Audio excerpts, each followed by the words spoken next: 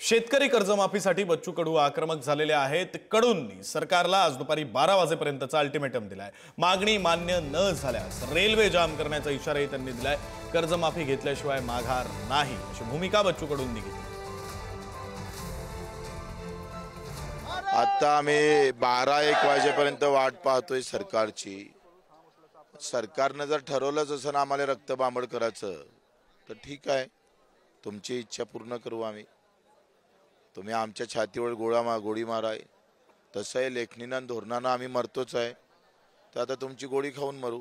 तर सरकारचं नाक दाबल्याशिवाय तोंड उघडायची जर त्यांची मानसिकता नसेल तर आम्हाला नाक दाबावंच लागेल।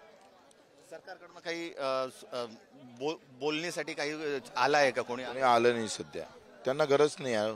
शेतकरी मेला काय राहिला काय संबंध आहे? बच्चू कडूंच्या आंदोलनामुळे नागपूर हैदराबाद महामार्ग जाम झालाय। आउटर रिंग रोडवर असलेल्या पुलाखाली कडूंनी रात्री मुक्काम केला।